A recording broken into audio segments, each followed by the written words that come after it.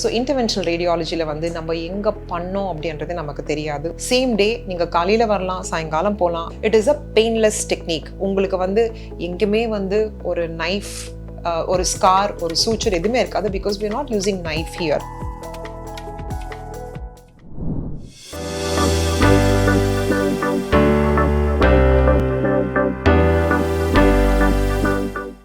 பூங்காற்று நேயர்களுக்கு வணக்கம். என் பேர் doctor T.Deepashree. I'm an Interventional Radiologist from Brela Hospital, Chennai. நம்ம தொடர்ந்து லாஸ்ட் ஃபியூ எபிசோட்ஸில் வந்து இன்டர்வென்ஷனல் ரேடியாலஜி அப்படின்னா என்னன்றது பார்த்தோம். போன எபிசோடில் வந்து இன்டர்வென்ஷனல் ரேடியாலஜி டெக்னிக்ஸ் பற்றி சிலதெல்லாம் வந்து பார்த்துருக்கோம். இன்றைக்கி வந்து இன்டர்வென்ஷனல் ரேடியாலஜி மூலியமாக வந்து டாப் 5 கண்டிஷன்ஸ் நம்ம எப்படி ட்ரீட் பண்ண முடியும் அப்படின்றது நம்ம பார்க்க போகிறோம். Starting with thyroid problem. ஜென்ரலாக வந்து ஒரு தைராய்டு கிளாண்ட் வந்து ஒரு சில பேருக்கு வந்து ஒரு என்லார்ஜ் தைராய்டு அப்படின்றது இருக்கும். வீங்கி போய் இருக்கிற மாதிரி நீங்கள் பார்த்தாலே வந்து அவங்க முழுங்கும் போது உங்களுக்கு வந்து கழுத்தில் வந்து ஏதோ ஒரு ஸ்வெல்லிங் இருக்கிற மாதிரி நீங்கள் நோட்டீஸ் பண்ணியிருந்துருக்கலாம். அந்த மாதிரி இருந்துச்சு அப்படின்னா first thing that needs to be done is an ultrasound scan. நம்ம அல்ட்ராசவுண்டில் வந்து சில பேருக்கு வந்து தைராய்டில் வந்து தனியாக ஒரு கட்டி இருக்கும். இந்த கட்டி வந்து if it is a benign nodule. Benign nodule அப்படின்னா கேன்சர் இல்லாத ஒரு கட்டி, அந்த மாதிரி இருந்துச்சு அப்படின்னா இன்டர்வென்ஷனல் ரேடியாலஜி மூலியமாக வந்து நம்ம அந்த கட்டியை வந்து கம்ப்ளீட்டாக வந்து எரிக்கலாம், இல்லைன்னா வந்து பொசுக்கிறது. இது பேர் வந்து தைராய்டு அப்ளேஷன் அப்படின்னு சொல்கிறாங்க.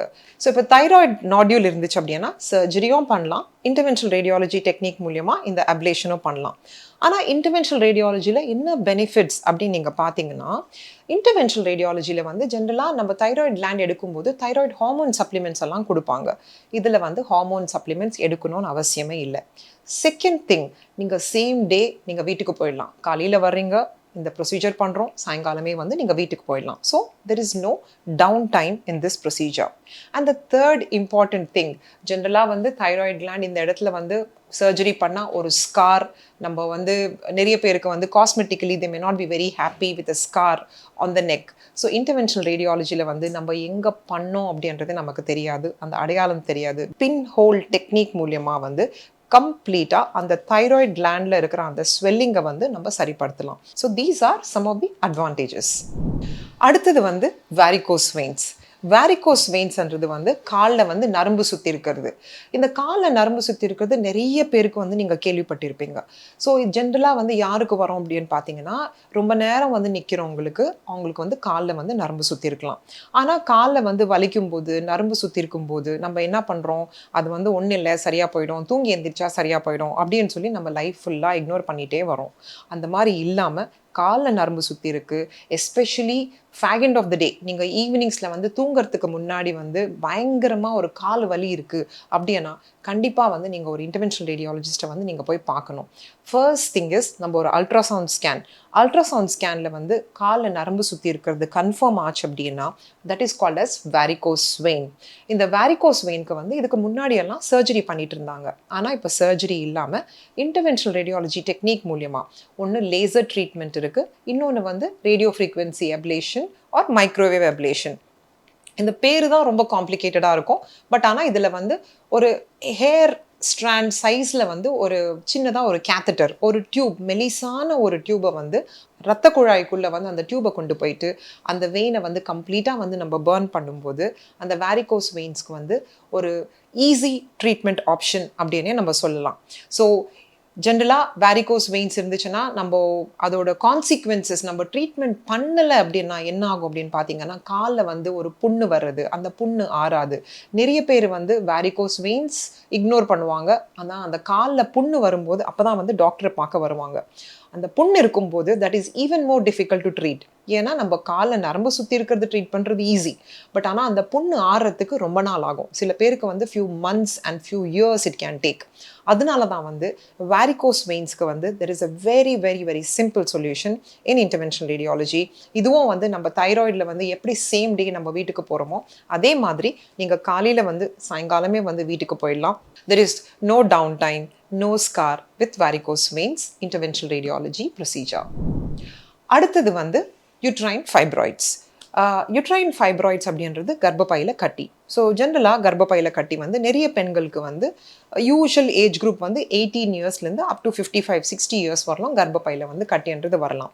கர்ப்பப்பையில் கட்டி இருந்துச்சுன்னா நிறைய பேருக்கு என்ன இருக்கும் அப்படின்னா ஹெவி பீரியட்ஸ், அதனால வந்து ஒரு அனீமியா, ஹீமோக்ளோபின் வந்து ட்ராப் ஆகுறது, அனீமியா இருக்கும்போது ஒரு மாதிரி இரிட்டேஷன் இல்லைன்னா டயர்ட்னஸ், நம்ம இதயம் வந்து வேகமாக துடிக்கிற மாதிரி பால்பிட்டேஷன்ஸ், இதெல்லாமே வந்து these are all the symptoms.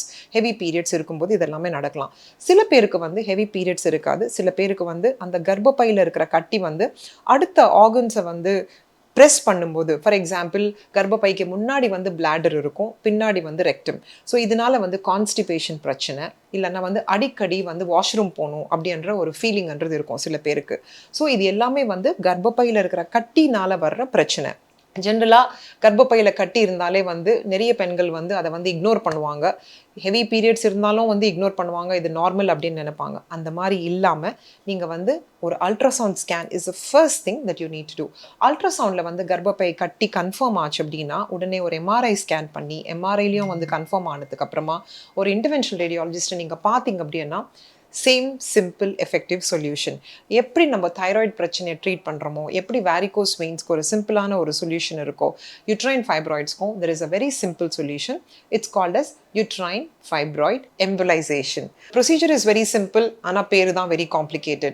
So uterine fibroid embolization அப்படின்னா என்னன்னு பார்த்தீங்கன்னா, யூட்ரஸ்குள்ளே இருக்கிற அந்த கர்ப்பப்பையில் இருக்கிற கட்டி பேர் uterine fibroid. எம்போலைசேஷன் அப்படின்னா ஒரு இடத்துல வந்து இரத்த குழாய்க்குள்ள இருக்கிற ரத்தோட்டத்தை வந்து நம்ம தடுக்கிறது, அது பேர் தான் எம்போலைசேஷன். ரத்தோட்டத்தை வந்து இம்ப்ரூவ் பண்ணுறது பேர் ஆஞ்சியோபிளாஸ்டி, அது வந்து ஹார்ட்டில் பண்ணுறோம். இங்கே வந்து கர்ப்பப்பையில் இருக்கிற கட்டிக்கு இருக்கிற ரத்தோட்டத்தை வந்து நம்ம கம்ப்ளீட்டாக வந்து ஸ்டாப் பண்ணுறோம். அதனால தான் இது பேர் வந்து embolisation. Again it's a very simple ப்ரொசீஜருங்க. எப்படி ஒரு கரோனரி ஆஞ்சியோகிராம் ஒரு டே கேஸ் ப்ரொசீஜராக மாறி இருக்கிறது உங்கள் எல்லாருக்குமே தெரிஞ்சிருக்கலாம். அதே மாதிரி கர்ப்பப்பையில் இருக்கிற கட்டிக்கு வந்து சிம்பிள் சொல்யூஷன், சேம் டே, நீங்கள் காலையில் வரலாம், சாயங்காலம் போகலாம், அப்படி இல்லைனா மேக்ஸிமம் 1 night ஸ்டே, அடுத்த நாளே வந்து நீங்கள் போகலாம். And the important thing here is it is a painless technique. உங்களுக்கு வந்து எங்குமே வந்து ஒரு நைஃப், ஒரு ஸ்கார், ஒரு சூச்சர் எதுவுமே இருக்காது. Because we are not using knife here. It's not an open surgery. It's a pinhole procedure. So that is a major advantage. So உடம்புல வந்து உங்களுக்கு எங்கேயுமே ஸ்கார்ன்றது இருக்காது. ரெண்டாவது விஷயம் என்னன்னு பார்த்தீங்கன்னா, again there is no down time to this procedure. நீங்கள் அடுத்த நாளே வந்து நீங்கள் வேலைக்கு போகலாம்.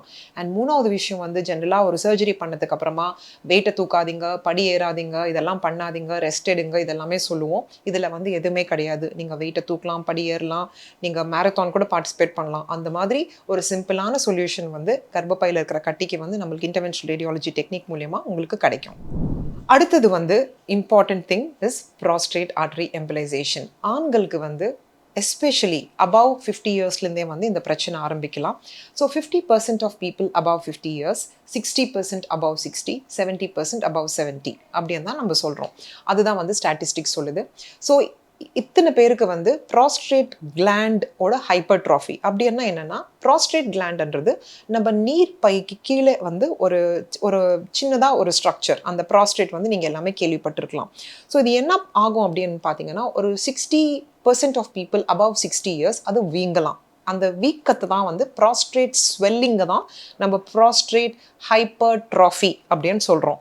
ஸோ இந்த ப்ராஸ்ட்ரேட் கிளாண்ட் வந்து அதிகமாக வந்து என்லார்ஜ்ட் ஆர் வென் இட்ஸ் swollen, அப்போ என்ன ஆகும்னு பார்த்தீங்கன்னா, அந்த யூரின் பேசேஜை வந்து கம்ப்ளீட்டாக வந்து அந்த ப்ரெஷர் சிம்டம்னால நிறைய பேருக்கு வந்து யூரின் பாஸ் பண்ணுறதுக்கு வந்து கஷ்டப்படுவாங்க. ஸோ ஜென்ரலாக வந்து வயசானவங்க வந்து பார்த்திங்கன்னா, நம்ம வீட்டில் வந்து வாஷ்ரூம்குள்ளே போயிட்டு என்னடா எவ்வளோ நேரம் வாஷ்ரூம்லேயே இருக்காங்க, வெளியிலேயே வரமாட்டேங்கிறாங்க அப்படின்னு சொல்லி நம்ம நினைப்போம். சில நேரத்தில் வந்து we also get irritated because of that. But இது வந்து இந்த ப்ராஸ்டேட் பிரச்சனைனால தான் இந்த மாதிரி இருக்குது. சிலருக்கு வந்து பார்த்தீங்கன்னா நைட்டில் அடிக்கடி வந்து வாஷ்ரூம் போகணும் போல் இருக்கும். 2 வாட்டி 3 வாட்டி 4 வாட்டி தூக்கம் வந்து டிஸ்டர்ப் ஆகும். இதனால் இதுவும் இன்னொரு பிரச்சனை. சில பேருக்கு வந்து ஒரு நம்ம கம்ப்ளீட்டாக பிளாடர் எம்டி பண்ண ஃபீலிங்கே இருக்காது. எப்போவுமே வந்து அந்த நீர் பைக்குள்ளே வந்து எப்போவுமே யூரின் இருக்கிற மாதிரி ஒரு ஃபீலிங் இருக்கும். It's because of incomplete emptying. சில பேருக்கு வந்து அது அப்படியே சொட்டுற மாதிரி, என்ன சொல்கிறது, இன்கான்டினன்ஸ் அப்படின்னு சொல்கிறோம். அந்த யூரின் வந்து கொஞ்சம் கொஞ்சமாக வந்து லீக் ஆகிற ஒரு ஃபீலிங் இருக்கும். அந்த இன்கான்டினன்ஸ் இஷ்யூஸும் சில பேருக்கு இருக்கலாம். இது எல்லாமே வந்து என்ன பண்ணும் அப்படின்னு பார்த்தீங்கன்னா, நம்மளோட குவாலிட்டி ஆஃப் லைஃப்பை வந்து கம்ப்ளீட்டா வந்து it's going to hamper your quality of life. எங்கேயாவது வெளியில போனோம்னா ஒரு பெரிய பிரச்சனை, எங்க வாஷ்ரூம் இருக்குன்னு சொல்லி தேடி கண்டுபிடிச்சு தான் வந்து ஒரு இடத்துக்கு போவாங்க.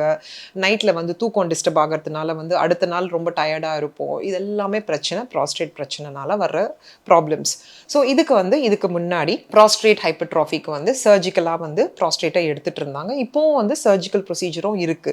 பட் ஆனா அது மட்டும் இல்லாம இன்டர்வென்ஷனல் ரேடியாலஜி மூலியமா சர்ஜரியில எந்த அளவுக்கு உங்களுக்கு வந்து ஒரு எஃபெக்டிவான சொல்யூஷன் இருக்கோ, ஐஆர் இன்டர்வென்ஷனல் ரேடியாலஜியை வந்து நாங்கள் ஷார்ட் ஃபார்மாக ஐஆர் அப்படின்னு சொல்கிறோம்.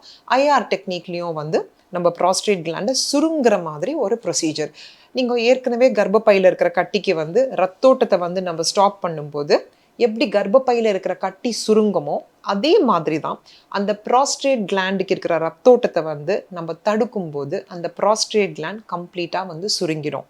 சர்ஜரியில் வந்து நம்ம வந்து அதை வெட்டி எடுக்கிறோம். இதில் வந்து கம்ப்ளீட்டாக பிளட் சப்ளையை ஸ்டாப் பண்ணும்போது அந்த ப்ராஸ்டேட் கிளாண்ட் வந்து சுருங்கிடும்.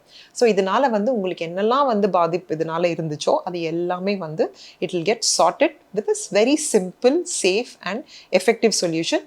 இது பேர் prostate artery embolization இல்லைனா PAE அப்படின்னு சொல்கிறோம். ஸோ ப்ராஸ்ட்ரேட்டுக்கு சப்ளை பண்ணுற ஆர்ட்ரி ஒரு ரத்த குழாய் பேர் ப்ராஸ்ட்ரேட் ஆர்ட்ரி.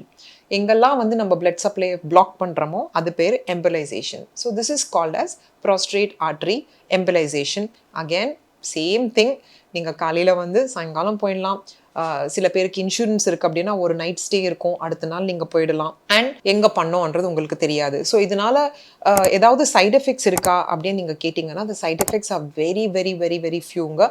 நீங்கள் வந்து கண்டிப்பாக வந்து யாருக்காவது ப்ராப்ளம் இருக்குது அப்படின்னா எங்களை வந்து பார்க்கும்போது நாங்கள் அது எல்லாமே எக்ஸ்பிளைன் பண்ணுவோம். ஆனால் பயப்படாமல் வந்து இந்த ப்ரொசீஜரை வந்து தாராளமாக பண்ணிக்கலாம். ஸோ இதுதான் வந்து prostate artery embolisation. So top 5 ப்ரொசீஜர்ஸில் வந்து அடுத்தது வந்து நீ பெயின். நீ பெயின், முட்டி வலிக்கு வந்து நிறைய பேர் ஆல்மோஸ்ட் நீங்கள் வந்து ஒரு 60 to 70% of the population might be having knee pain. So knee pain, முட்டி வலி இருந்தாலே நம்ம என்ன பண்ணுறோம், மோஸ்ட் ஆஃப் த டைம்ஸ் ஒரு வயசுக்கு அப்புறமா it is because of osteo arthritis.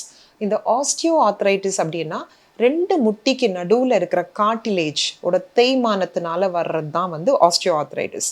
அப்போ என்ன ஆகும், முட்டிக்குள்ளே இருக்கிற அந்த இன்ஃப்ளமேஷன் ஆர் ஸ்வெல்லிங்னால தான் வந்து நம்மளுக்கு வந்து அந்த பெயின்ன்றது வருது.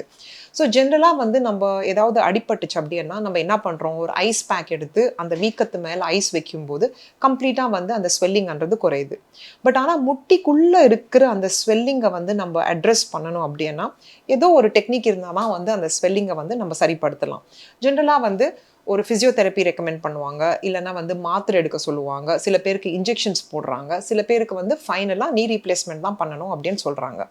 பட் ஆனால் எவ்வளோ நாளைக்குன்னு சொல்லி நம்ம மாத்திரை எடுக்க முடியும், எல்லாமே வந்து நீ ரீப்ளேஸ்மெண்ட்டுக்கு சூட்டபிளாக இல்லாமல் இருக்கலாம். இந்த மாத்திரை போட்டு எனக்கு மாத்திரையே வேண்டாம் அப்படின்னு நினைக்கிறவங்களும் இருக்கலாம். நீ ரீப்ளேஸ்மெண்ட் வேண்டாம் அப்படின்னு நினைக்கும் போது இது ரெண்டுத்துக்கு இடையில இருக்கிற ட்ரீட்மெண்ட் தான் வந்து ஜெனிகுலர் ஆர்டரி எம்பலைசேஷன். எப்படி uterine fibroid embolisation, prostate artery embolisation அப்படின்னு நம்ம பார்த்துருக்கோமோ அதே மாதிரி தான் ஜெனிகுலர் ஆர்டரி எம்பலைசேஷன். ஸோ இந்த ஜெனிகுலர் ஆர்டரி எம்பலைசேஷனில் என்ன பண்ணுறோம் அப்படின்னா அந்த முட்டிக்கு இருக்கிற எக்ஸ்ட்ரா பிளட் சப்ளையை வந்து நம்ம கட் பண்ணுறோம், not the complete blood supply. அந்த எக்ஸ்ட்ரா வெசல்ஸ்னால தான் வந்து எக்ஸ்ட்ரா ரத்த குழாயினால தான் வந்து உங்களுக்கு வந்து அந்த இன்ஃப்ளமேஷன்ன்றது இருக்குது. ஸோ அது எல்லாமே வந்து நார்மலைஸ் பண்ணுறது தான் வந்து ஜெனிகுலர் ஆர்டரி எம்பலைசேஷன். ஸோ இது மூலியமாக அந்த முட்டியில் இருக்கிற அந்த ஸ்வெல்லிங், அந்த வீக்கத்தை வந்து நம்ம சரி பண்ணும்போது you don't have to take tablets. So ஜென்ரலாக இதோட அட்வான்டேஜ் என்னன்னு பார்த்தீங்கன்னா, இப்போ உங்களுக்கு யாராவது நீ ரீப்ளேஸ்மெண்ட் ரெக்கமெண்ட் பண்ணியிருக்காங்க அப்படின்னா உடனே வந்து நீங்கள் வேண்டாம் அப்படின்னு நினைக்கிறீங்க, சில மேபி ஒரு 3 years தள்ளி போடணும்னு நினைக்கிறீங்க, ஒரு 5 years தள்ளி போடணும் அப்படின்னு நினைக்கிறீங்கன்னா கண்டிப்பாக இந்த ப்ரொசீஜர் நீங்கள் பண்ணிக்கலாம். That is one important thing. Second thing is சில பேர் வந்து எக்ஸசைஸும் எங்களால் பண்ண முடியல, டாக்டர் வந்து நீ ரீப்ளேஸ்மெண்ட் பண்ண முடியாது அப்படின்னு சொல்லிட்டாங்க, ஏன்னா நீங்கள் ரொம்ப வெயிட் அதிகமாக இருக்குது, நீங்கள் வெயிட் குறைச்சாதான் உங்களுக்கு வந்து சர்ஜரி பண்ணுறேன்னு சில பேர் சொல்லுவாங்க. நீங்கள் வெயிட் குறைக்கணும் அப்படின்னா நீங்கள் நடக்கணும் அப்படின்னா உங்களுக்கு வலி இருக்கக்கூடாது. ஸோ வலி இல்லாமல் பண்ணுறதுக்கு இது இன்னொரு option. So if you want to lose weight but உங்களுக்கு நீ பெயின்னால உங்களால் நடக்க முடியல அப்படின்னா இந்த ப்ரொசீஜர் பண்ணுறதுனால உங்களுக்கு பெயின் கம்ப்ளீட்டாக சரியாகும். So that you can walk and lose weight. When you lose weight ஆட்டோமேட்டிக்காக you will be suitable for knee replacement. அது வந்து ஒரு 5 இயர்ஸ்க்கு அப்புறமாவும் பண்ணலாம். இதே ப்ரொசீஜர் வந்து நீங்கள் ரிப்பீட்டும் பண்ணலாம். சில பேர் வந்து எனக்கு ரீப்ளேஸ்மெண்ட்டாக வேண்டாம் அப்படின்னு நீங்கள் நினைக்கிறீங்க அப்படின்னா ஒரு 2-3 இயர்ஸ்க்கு அப்புறமா மறுபடியும் இந்த ப்ரொசீஜரை வந்து நீங்கள் பண்ணிக்கலாம். ஸோ அதுதான் வந்து இந்த ஜெனிகுலார் ஆர்டரி எம்பலைசேஷன். ஜெனு அப்படின்றது முட்டி பேரு ஜெனு. So genicular artery is the artery which supplies the knee. So எம்பலைசேஷன்ன்றது வந்து blocking the blood supply. So these are the top 5 procedures in interventional radiology. So இது எல்லாமே வந்து ஒரு simple, safe, effective solution, scarless, sutureless அப்படின்னே சொல்லலாம். So இன்னைக்கு எபிசோடில் வந்து நீங்கள் இந்த டாப் 5 இன்டர்வென்ஷனல் ரேடியாலஜி ப்ரொசீஜர்ஸ் பற்றி தெரிஞ்சுக்கிட்டீங்க அப்படின்னு நினைக்கிறேன். உங்களுக்கு ஏதாவது டவுட்ஸ் இருந்துச்சு அப்படின்னா நீங்கள் கமெண்ட்ஸில் வந்து நீங்கள் கேட்கலாம். இதுக்கு வந்து நாங்கள் பதில் கொடுக்குறோம். பூங்காற்று இது நாளைய நல்வாழ்விற்கான வழிகாட்டி.